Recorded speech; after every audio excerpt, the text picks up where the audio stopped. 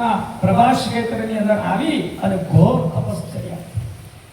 આ તપશ્ચર્યાથી મહાદેવજી પ્રસન્ન થઈ ગયા અને મહાદેવજી જ્યોતિ રૂપે એ જગ્યા પર પ્રગટ થયા અને ચંદ્રદેવનો ક્ષય દૂર કર્યો અને ચંદ્રદેવની પ્રાર્થના કરી કે મહાદેવ તમે અહીંયા આવ્યા છો તો મારું કલ્યાણ કર્યું જ, પણ તમે આખું જગતનું કલ્યાણ કરવા માટે તમે અહીંયા જ બિરાજમાન થાવ.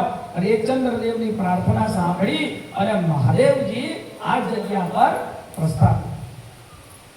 શંકરો ઇતિ શંકર, આપણે શંકર ભગવાન કહે શંકર. આ શંકર શબ્દનો અર્થ જ કલ્યાણ થાય. જે કલ્યાણ કરવા માટે ભગવાનને સ્વરૂપ લીધું ને એ શંકર. બાકી આ જગતનું કલ્યાણ કરવા માટે કોણ ઝેર પીયું? હા, સમુદ્ર મંથન કર્યું અને અંદરથી ઝેર નીકળ્યું. અમૃત તો બધાએ વેચી લીધું, ઝેર કોણ પીવે? તો આ જગતનું કલ્યાણ કરનાર આપણો મહાદેવ છે.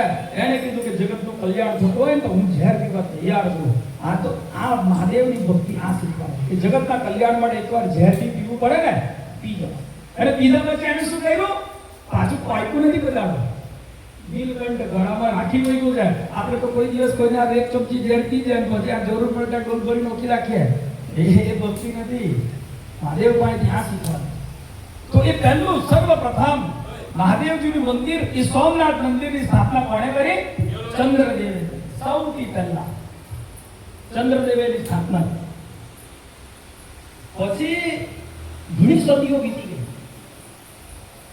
અને 649 ની અંદર વલ્લભીપુરના મૈત્રક વંશના રાજાએ ઈરાની પદ્ધતિથી આ સોમનાથ મંદિરનો પુનઃજીર્ણોદ્ધાર.